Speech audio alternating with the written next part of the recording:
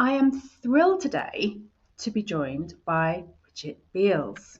Bridget, hello, welcome. Hi, Helen.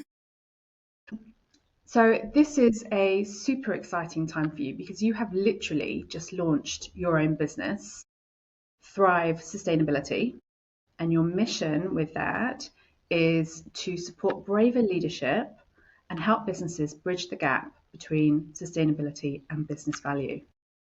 So massive congratulations. That is no small feat. Well done. I was checking out your website Thank you this very much. morning. Very cool. Perfect. Okay. So, first one. Tell me about a time when you've experienced a career transition or maybe a time when you felt stuck. Yeah, I mean, I have had one of those careers which I think Sheryl Sandberg would describe as, the archetypal jungle gym of a career. So I'm not sure that it's necessarily ever been like a really well planned trajectory that I've ever necessarily felt stuck from a like getting to the next level perspective. But certainly there's been, trigger points along the way where I've known I'm not in the right place for what I want to be doing and how I want to get somewhere. And so one of those kind of triggers for me was not long after I'd moved to London, actually, and I'd spent about 5 years working in a bank in the carbon space,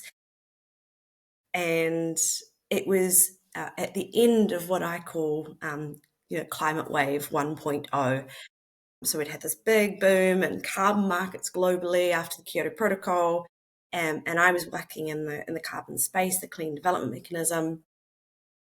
But there were lots of market failures, and the price had crashed. It had crashed the EU ETS price, and I was sitting there and I was thinking, "Gosh, this is all I've done for 5 years. It's not working for the market. It's not working for me." And I felt so exposed at that moment, and I thought I have to go and diversify myself because what I'm doing here is maybe not going to last, and I want to make sure that I'm keeping pace with where the market's going to go on this. And I took actually what was probably a very decidedly sideways step at that point in time, which for me, Helen, you know me, was quite a big thing because like I always want to feel like I'm going forward.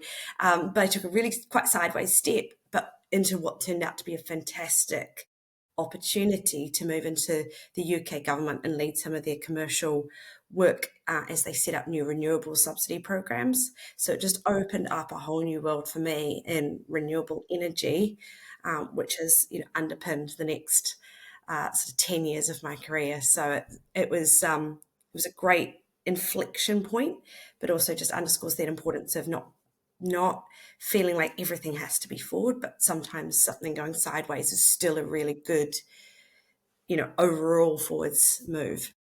Yeah, totally. Yeah. Okay. So, your second question. As we move on through our careers and life, etc., priorities change. So, in what one way have your priorities changed? Yeah. So I mean, I could point to a few things uh, here. I think the one priority that's always stayed the same for me throughout my career is making sure that when I wake up in the morning, I feel good about what I'm going to do, and feeling like I'm making an impact on the world. I always refer to this as like changing the world. I'm not that arrogant. It's not that I think I'm changing the whole world. It's that I'm changing the bit of the world that I can influence through what I put out into society through the work that I do. That's always been a really core value for me. I think the thing that has become more pronounced for me probably over the last 18 months is what or how much of myself I'm willing to give to my job. I think probably particularly in sustainability and for sustainability professionals like me, we're being pulled in lots of different directions.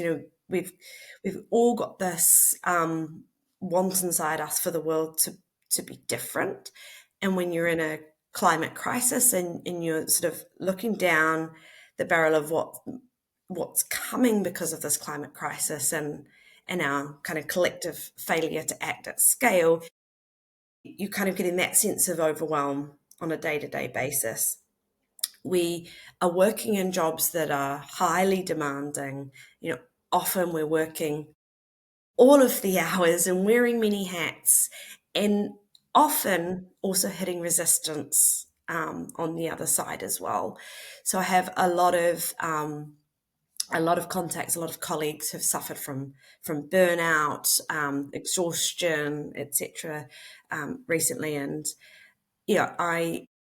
I've had to really take stock for myself and think about what barriers I'm putting up around my life to protect myself, and actually make a shift. What I was willing to give in my 20s is not what I'm willing to give now.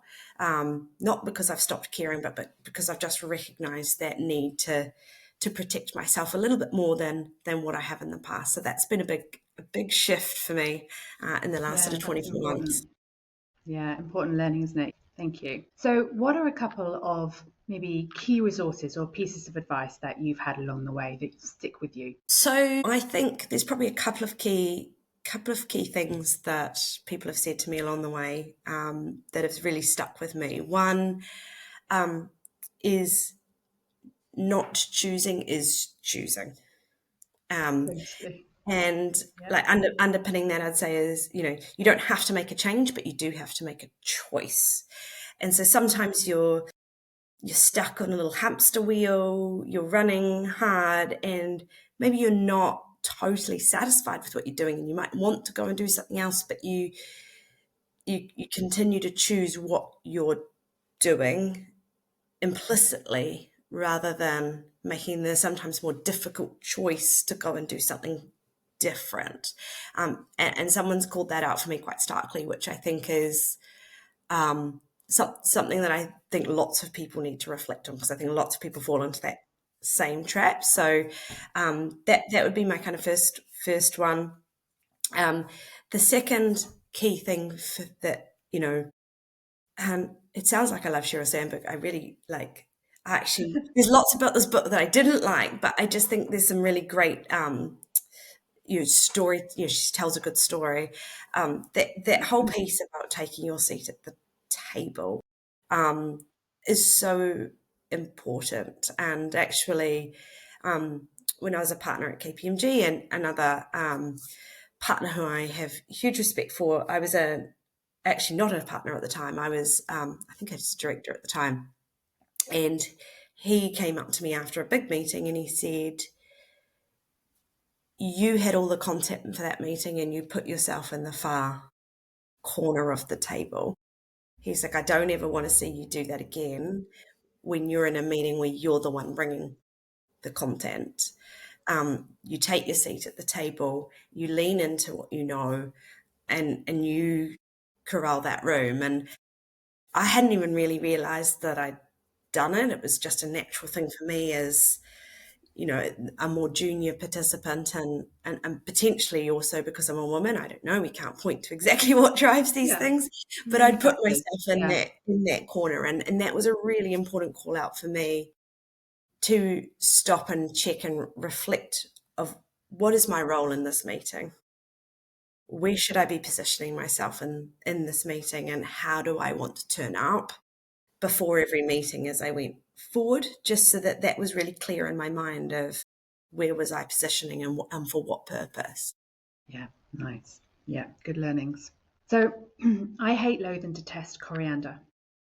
So, in a professional setting or work context, what would be your coriander equivalent that, really can't abide something? Well, I love coriander Most personally. people do. Um, um, do you know what? I think there's two things that come to mind for me, and I think there's a real problem in modern workplaces that some of the KPIs under which we manage individual success are totally contra to actually the collective success of an organization or a team. And we do not value collaboration and community building in the way that we should. And I hate it. You know, there's lots of people in organizations who try to collaborate to best effect. They nurture teams, they coach staff, they build them up to be the future leaders of those organizations. And those soft factors just aren't valued in the way that I personally think they must be in order for organisations to really drive to optimal success. So that would be my big thing is let's not let egos get in the way of good outcomes. %. Yeah. Okay. So you'll well know what a koha means, but for those that don't, in Māori, it's a gift. Using that concept quite loosely, what koha or gift would you give to somebody right now at a career transition or maybe stuck, not sure where to go? I think it would be the advice that, and as you know, Helen, I've just been through a career transition myself. I recently left my role at KPMG. When I left, I hadn't decided exactly what I was going to do next. And it's taken, the best part of a 6-month career break, which I realise is not necessarily a privilege that everybody can kind of sort of take, but it took me that full 6 months to stop and really reflect back onto what was important for me and how I wanted to turn up and how I wanted to make that impact going forward.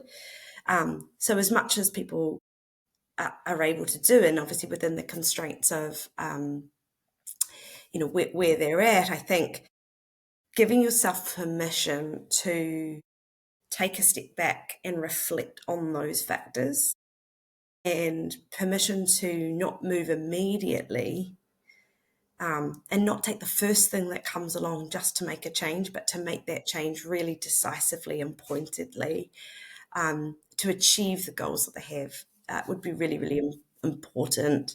And, I didn't think when I left KPMG that I was going to set up Thrive Sustainability, but during that 6 months, so much changed in the world. Obviously, new government in the US with all the fanfare that's coming with that. And for me, it came back to that point of, well, if nobody's standing up and saying the counterfactual, then we can't criticize. So for me, Thrive Sustainability is all about bringing both my voice and the voice of so many other senior leaders across the sort of sustainability and energy transition space to the table in a really profound way to change our part of the world. I can't change what's happening over there, but I can influence how we receive that, here in UK and Europe, and that's what I've decided to do with the fullness of time and reflection. Yeah, it's a powerful gift. The ability, the ability at some time to reflect. Yeah. I think we just put so much pressure on ourselves in modern society, right? We always want to push, so that time is so important just to get that perspective. I agree. Yeah. Right. So that's your 5 clearly career questions, but you do have a mystery question.